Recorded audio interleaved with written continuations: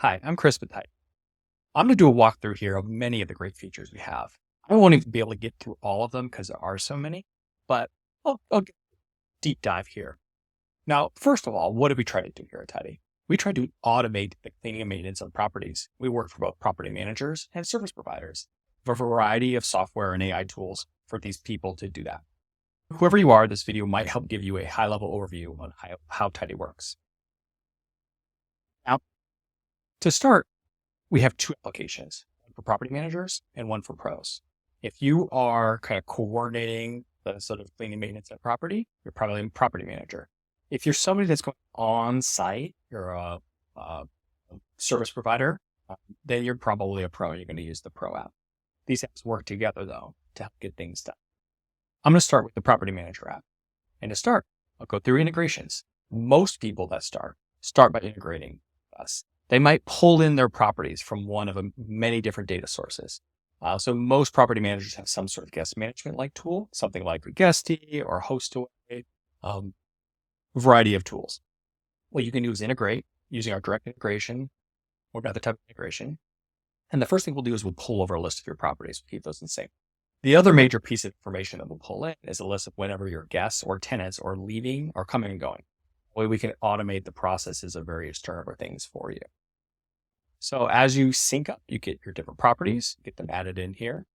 When they get added, we typically like to sort of augment this with data, right? What are the rooms in the house? What are the objects in the house? What are your existing service providers? Things like that. Any existing maintenance plans, whatever we need to know to kind of fully understand your property. In a way, we're trying to make a digital twin of the product. Something we're also aspirational trying to build more towards in the future. So I mentioned this, but one of the very first things we like to do is add pros. We recommend that you add all the vendors you work with across all the categories in cleaning maintenance. And even if you've had someone before and you don't want to use them again, we still recommend adding them, and we'll show you how to lock them in the future so you can be aware of which vendors you like. And as I add somebody here, I can add them in. I can see things to do with them, sending them payments. So you can just issue a payment to somebody, book jobs, block them, see any pending proposals or bills from them, job history, things like that. Now, the next thing we typically do is we might have settings. So for each of the different people that I work with, and this does get a little bit complicated, it can appear complicated, but don't worry. What you can do is you can select, and you can ask our team for help with this, but hey, you can select a bunch of your pros, and for each of the services that you offer, you can adjust the default rate, which is kind of the default rate that will appear on their invoice before they send it to you. Now they can change this, of course, right? If you say, oh, I agree to $100, and they came back and say, well, we had to spend $20 extra on supplies, they can come back with a different invoice amount. But you can set auto pay limits. So if you agree to $100, you can set the auto pay limit and say, hey, we're going to go ahead and we're going to set the default rate to 100 and auto pay limit to 100. And setting these the same is pretty. You can also edit the name. You call it something differently than and each party can kind of set the names differently. So here I've got an auto pay limit of 100 and a default rate of 100. So if they're going to just build me that default rate, I'm going to automatically pick up the rest of my settings set up right. If not, they can invoice me for more, but I'm not going to automatically pay them. I'm just going to have to go to my review. Now, for each property, typically, we like to say, come up with a list. And we always recommend that you have multiple vendors lined up. We always add everybody you work with, if you've ever worked with before, and have multiple people lined up. For most people, relying on a single vendor is a huge mistake. The vendors, generally speaking, in this category are not reliable. And we would love them, but they're just not. So you want to have redundancy if they can't come to that job. You have an urgent job request, that you can set things up. But everybody is different, so it just varies. So priorities, I can edit things around. I can say, hey, first is going to go to this person, then this person, or whatever I would like. Maybe here I'll have Danielle as my favorite. So first is going to go to Danielle, then this go on 9, and then this so on and so forth. Now that I have my priority list set up, we can have this Find New Pros option. This Find New Pros is a type of automation that we offer. If you would like us to sort of follow your suggestions to find people on your behalf, we can help do that for you. And and we're going to 100% follow exactly what you would like to have done.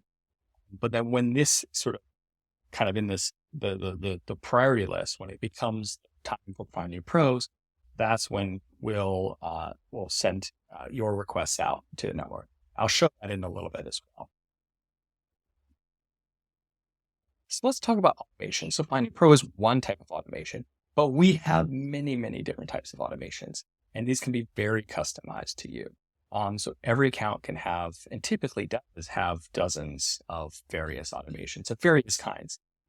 We recommend more, the more you can add. There's a bunch of ones that we might want to start with, that, hey, creating tasks, or when a new issue is created, review the issue and handle it in customization. What have you. So let's just see, transaction. Okay, great. So, here, when this new task is created, let's send an email, say, to that management. Review this task, and maybe the task name or title. Hey, it's a broken light bulb or whatever. The body can be whatever the task type is, and then I can publish this.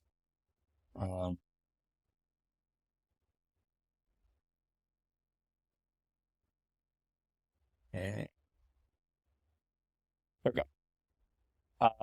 That extension of renamed it. That's just one example. Like, hey, if I get a report in from the pro, how do I want to handle it? That's an option. Okay, next, as I'm making requests, one of the options in my requests, one of the things that I can do is add concierge task. So let's just say, everybody care, concierge task. A concierge task is something that you would like our team to do on your behalf. A couple of rules for this. One needs to be about 5 minutes in length. It needs to be relatively short, where it can be done in a sort of 5 minutes. It needs to be able to be done remotely. We can't go on site for anything. Our team is distributed globally, so we can't help you there. And it needs to have enough instructions for us to follow, right? We do not have, judge. The reality is every property manager is different in how they want things done. So there is no such thing as like, oh, just use the normal thing. No, you should give us extreme detail about how you would like us to do this on your behalf. Think of us like a virtual assistant, right? Where you have to give a great amount of detail to get this done. So this is something you can ask for these things on an ad hoc basis. But most of the time it only makes sense on a recurring basis because the overhead of sort of coming up with the descriptions and everything is pretty high. So let's talk about how do I coordinate these types of automations, these concierge things. So first of all, we have rules. And what we tell every customer, one of the first things we do in onboarding is we really want to collect all the rules from you can. Now, rules is just a general term. It can mean many things. But the bottom line is anything you want us to know and follow or our AI to follow, you really need to put in here, right? So never let Bob go to 1 Main Street. You have short-term rentals. And I frequently get same-day turns, so make sure we prioritize same-day turns. Emailing accounting.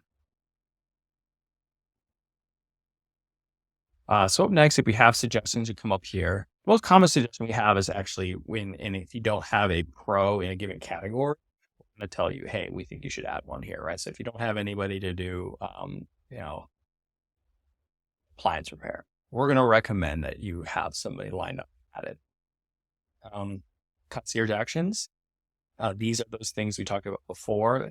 We use concierge actions and tasks bit interchangeably. So I can make a request of our team to do something random, but you don't have to. And then support requests. So generally speaking, you use this to kind of see, hey, rules for the concierge and see what's going on. And rules are understated and important. They're really, really important. Everybody is different. So you should never ever assume anything we're going to do is going to be the way you want it until you have it all customized. Okay, up next, to-do lists. So we have our digital to-do lists. And these allow you to create something that you can share with your pro. You can create these for different categories, inspections, plumbing, cleaning, whatever. And you can do a couple. So one, you can have before photos, videos, There's a couple things you can do for remote inspections if you want. You can disable that. You can share this list. And this is sharing with Pro. So you can get this list anytime. You can add in all types of different to-dos. Hey, wash the dishes. So this is related to cleaning, mop the floors. I can mark something as important, which will show it highlighted, photos and how to do stuff. I can add custom fields about stuff that I should do. Information I may want to collect with them. So it's like, how did it look? I can say, and there's two options. There's and bad. And maybe I want them to take a photo, or maybe I want them to take inventory. Inventory is pretty cool because it will tie into the inventory system here. So this is a, hey, how many of something there are there? And we would associate that with it. So I'll go back here. So build out this list. It's getting more and more robust, and with more things. We always recommend adding more detail. Again, make this digital checklist something that's really, really phenomenal for your pros to use to make sure they're getting things done the way that you want. But you also do want to be mindful of like a workload for them to get some. So we're in developer environment, so I kind of had to set this up. But basically, here's the list that I copied. It's got about 4 buttons. It's got the list. I can mark things not. I can mark damage, other things. And I can mark the job as complete when I'm done, although I have some required fields to do here. So I kind of ignore that for now. Now that you've seen to-dos, inventory, I mentioned this briefly, but inventory is pretty straightforward. List the items that you would like to track, properties that you have. And this is done for, well, it can be used for asset tracking, certainly, like the washing machine. But it also could be used for things like consumables, shampoos, toilet papers, things like that. Minimum stock level and get alerts when things fall below a certain level. So this is a great way to keep your whole team on track with everything that they may want to do, may want to track. A couple other things. I'll get into some more meat potato stuff here in a minute, but you can add in all your users. Teams is very important for many customers because depending on your team structure, you may want to do various things. So you may group things together for both reporting purposes. You may want to basically add in read-only members members that are only specific to that team. So if you don't want to have everybody sharing the same set of properties, basically if there's a group of properties on a team and there's team members added to it, those team members will be limited to only those properties and be able to do things. You can set team billing, so that way your billing history and everything is totally isolated for those accounts, which is very helpful for many types of owner reporting and statements, things like accounting. Can set up account sync for you, and vendor compliance is one where, hey, if you say, well, what I like my pros to have to do, we can set these up as other automations. These are always best set up by our team for you, but they're pretty straightforward and they follow a lot of the same things. When a new pro is added, check their COI or something like that. So similar to other forms of automations. And developer tools. If you're trying to integrate Tidy within your own applications, you're able to do that programmatically to coordinate things, get data out. We try to make it so that everything you could do through the user interface, you can also do it through the API. 100% of things are there, but if you let us know what we're looking to do, we'll try our best to accommodate. Messages is also a way to see all the messages coming through from all of your various vendors across the board, pros, vendors, employees, whatever they are. Should make a mention that, hey, we call them pros at high level, but whether they are your employees or your vendors, contractors, as to you, depends on your relationship with them. We're not really in the way of any of that. We're just trying to capture them all. And pros was the nice generic term that we use for that. So you can sort of message and say, send messages, your pro will get these. Straightforward stuff there. Now, tasks. Tasks are what allow you. There's a couple way tasks can get created. Tasks can come in from a client request from a client, like one of your clients, your guests or your tenant, they might report damage. They might report something. And then typically when something gets reported, you add it here. And maybe I'll add, in this case, I need a turnover. We have a new job. It's come. This wouldn't be something we typically report, but say, hey, it's going to turn over. And so once I've approved it and I say, hey, I know I want to do this task, I can move it to approved. This board is great because this is what allows your property management team to sort of coordinate all the tasks across all your properties. And these tasks are tasks for your property management team. We do not think of these as tasks for your pros, although there's some overlap there and it gets fuzzy in the middle. But generally speaking, what we recommend doing is saying, hey, as you add jobs that are related to the turnover, you can affix here. You can assign people on your team to sort of deal with the task. And you can sort of see linked items over here. Okay, now that I need this turnover, let's go get it done. Let's go to our schedule and try to assign somebody. So here it looks like I already have somebody requested, but I can send another one here. Let's say, let's see if we can get something done sooner. So I can say, hey, I'm going to go ahead and assign Danielle. Maybe I talk to her on the phone, right? And I say, I know she can. So I can just add her. One click, add, pops up right here. Very easy. Well, let's just say I made a mistake. This really wasn't supposed to be Danielle. What I could do here is if I figure it, I can change it. Let's say, I'm going to change this to Nico. And now it's assigned to me. Very, very easy changes to make changes. If, let's just say I need something done and I want to try to get it done from Danielle, but I haven't spoken to her. I don't know for sure that it can get done. I might go ahead and request it. So let's go, hey, Danielle, let's see here. These are your things. I want to need this 30-minute clean. This is Danielle's rates for it. I'm going to say I'm going to need this one time. And she has a couple of time slots that she's marked as available, but maybe I don't want to book those. Well, maybe I'll say, look, great. Friday, 9:30 looks perfect. I'm just going to book it. Now, if I would have sent them a request instead, it would have looked like this, what I've done. And then it's kind of a pending state.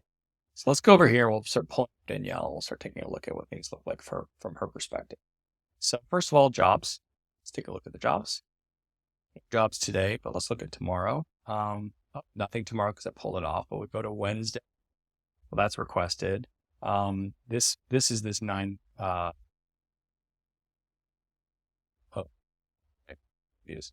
So here's my half hour test C Federal Heights scheduled job.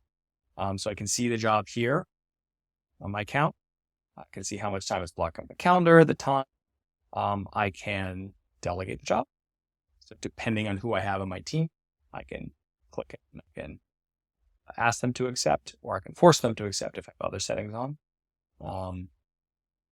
That's a great way, when you're working with teams of people, to make sure everyone's calendars are up to date. When I delegate a job, from a pro's perspective, all payments are still flowed through the original person. So in this case, Danielle's the team owner. So from a customer perspective, bills and invoices all flowing through them. But this is a way for Danielle to really manage on her side who's doing what job as a part of her team. You can tell the customer that you started a job. You can see the different checklists and mark things off and done or not done. And then tell them we finished. And in this case, I think I'm going to skip the to-dos. And I can give client an update. Now this will default, so I can change the price. I can say, this was shorter than I expected. Maybe that's whatever your agreement is. And then maybe you said, hey, this was 15 minutes.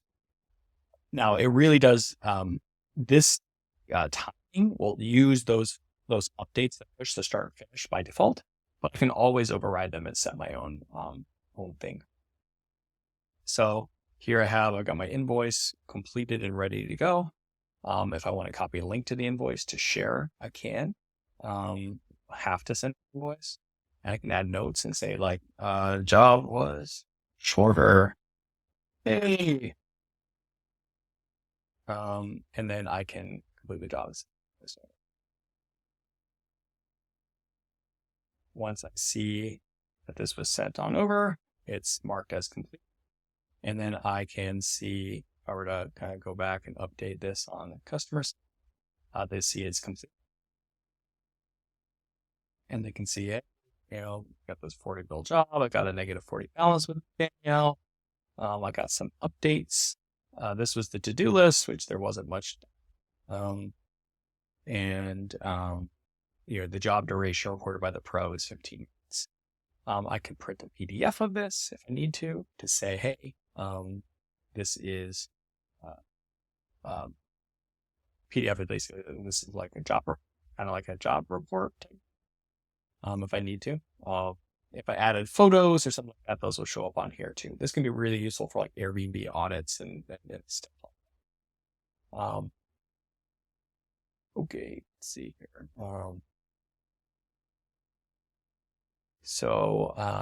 I've added jobs. I've assigned pros. Let's see. Hey, this is request pending for Danielle. Let's take a look at it. So I got the request here, and this is a different request coming in for Danielle from different clients. So they can see here, this is this particular property, it's Federal Heights. This is the name of the customer, test commit, the type of job, and accept it, decline it, or propose alternate times. Go ahead and they could sort of accept these times, decline the request, alternate times, things like that. Okay. In addition, if you were to send that request out, so you didn't have, if you wanted to request to kind of the full list of people on your thing for whatever, your biohazard, maybe biohazard's a bad example. I don't know if I've had it here, but I think pool cleaning has some people. So a pool cleaning request, I can send the pool request. And this sends those job requests very similar to the way it is here, but sending them in order.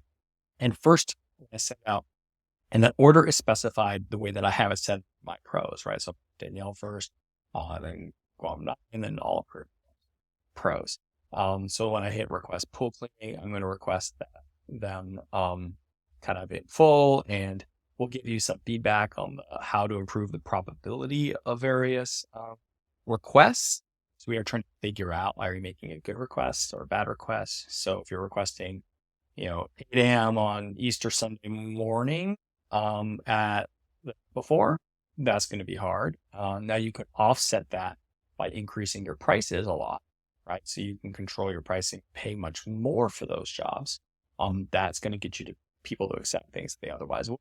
And so right now, for whatever reason, this is not showing as pricing is a big deal for this one. I think cancellation rate is a big issue.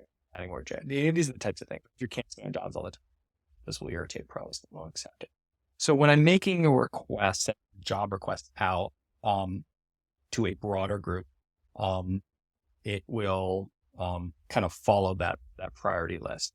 Now, if somebody has availability when it comes to their turn on the sort of process, we'll just book. So we do, think it's great when pros make their schedules available. They're keeping it up to date, but it is important that they keep it up to date. Otherwise, they might get booked with something they don't want. So let's dive a little bit deeper into Danielle's account over here. So we said here's some job requests that they can accept. These were their upcoming jobs, their schedule. And again, I showed you one here, but you can kind of see here's a job and these are the things you can do on it. And you can export to your calendar so you can help keep everything up to date. So you can sync it with Google or any other systems that you might be using. Adding. Okay. Well, a couple other things. So let's go here. We can do the dashboard. Adding is similar buttons on the same thing. So proposals. Proposals are something where I can see what are my pending proposals, right? So what did I propose to this client, right? I said, hey, I can do a 1 hour for $22.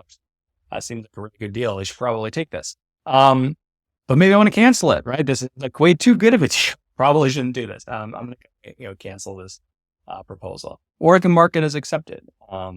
whatever it may be. So I can send new proposals. So it can create a new, now this can be an existing client.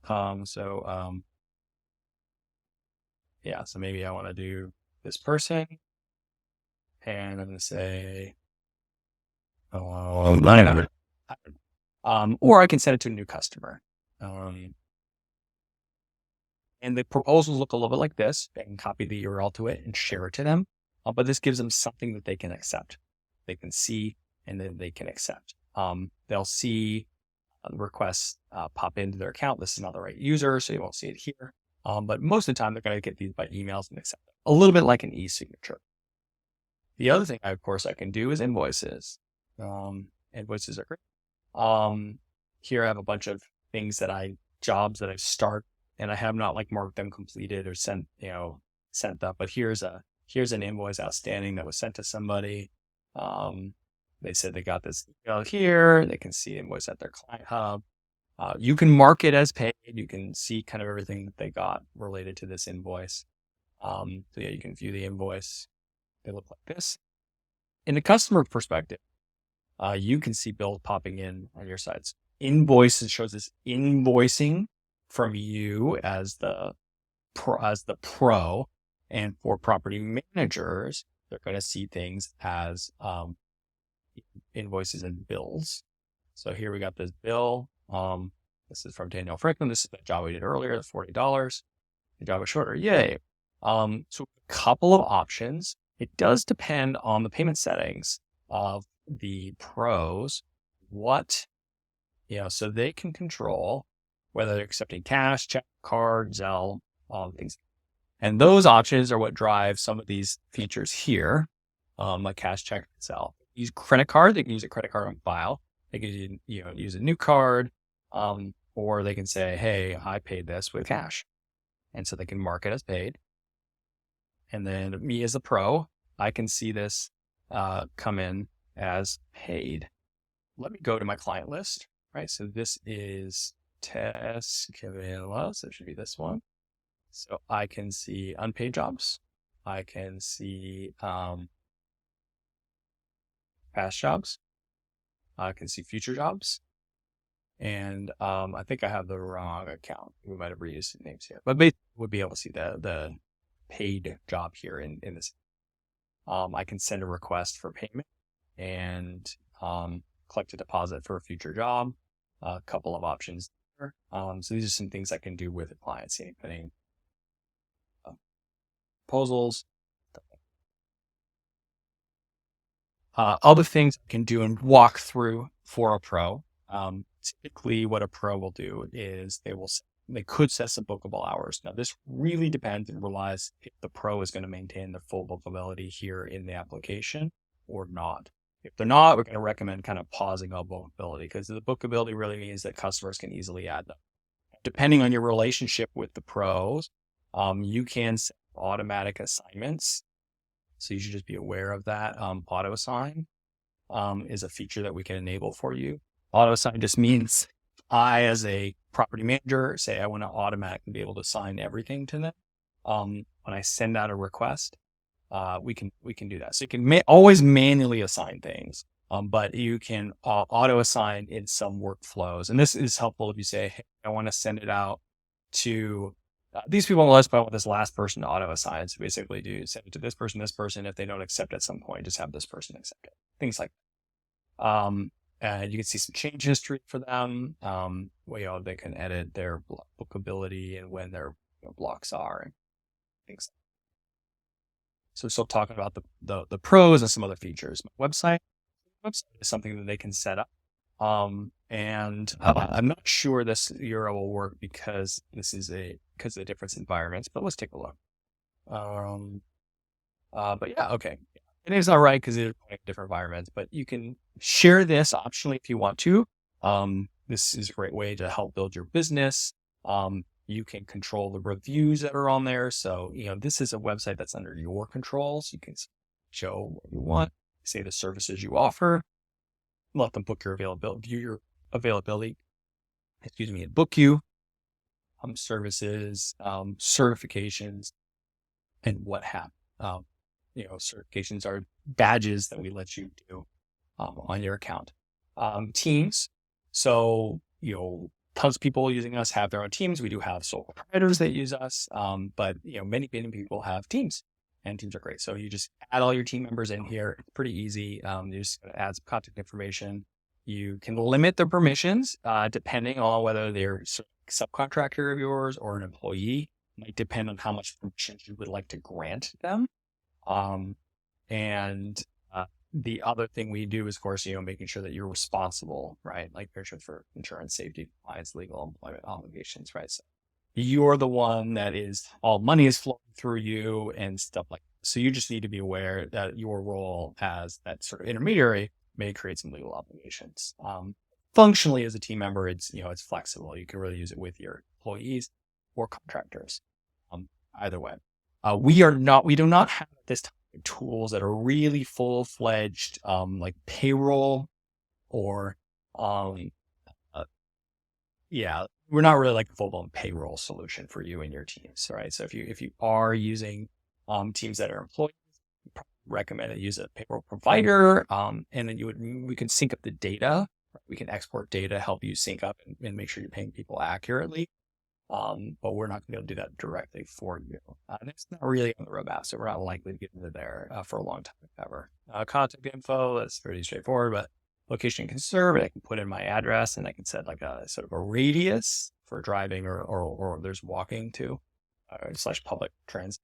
And then I can block certain zip codes off too, if I want to make that a little bit more refined. So I can control what hour people can book me, how I'm visible, what my team looks like, the locations I serve, the services I offer. So I can go in and just add any type of service. So I say, hey, this is super clean, and then I describe it, add it to my website or not. I can select a couple of different billing rate options: hourly, price later, free. Free is pretty self-explanatory. Flat rate just means the job is $100 or whatever it is, $1,000. Price later means we don't know what the price is. Maybe we need to look at it first before we can price. Or hourly, where I say, hey, I'm going to do $60 an hour for a minimum of one, whatever it is. So you can set these things up. You can make them available for one-time or recurring jobs, depending on what it is that you're trying to have them do. And you add this service. And so when you add that service here, it's going to pop up here with whatever it is you're offering, and you can edit it, delete it, set exactly how you want things done. Now, just note, when you sort of saw this already, is when you are sending a voice to a client, you don't need to follow this, right? So if you did agree to something else, same with proposals, right? So we can say, I sent a proposal for $100 and client agreed. Or maybe I had a service online for $100 booked in. Well, this is, we're not getting in your way of doing whatever it is you want to do with your business. So if you would like to change it later, great, you can do it. However works with your customer, you should be able to do that. And if you can, you should let us know, because we really want to make sure that it works great. I think I saw booking at one point, but let me just double check, like my booking, right? Let's just say Pro 1, I'm going to do, just in case, I think I showed this. I think this was sending a request. So that's for it from a customer perspective. They weren't available, so I sent a request.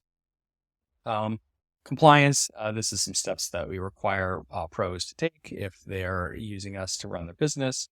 They have to upload some stuff. I went through, I think, the payout settings, client payment settings. These are how you want to collect payments from clients. Payout settings are how you want to get money out from us if you're using our credit card processing tools. So you can set it by direct deposit, you can check, or you can actually, if you have another credit card processor you want to use, we can also do that as well. That's pretty typical, but sometimes people want to do. Let's see, we said client list, reviews, scores. Scores are things that we can do, like kind of keep track of your business and say these are like high level stats.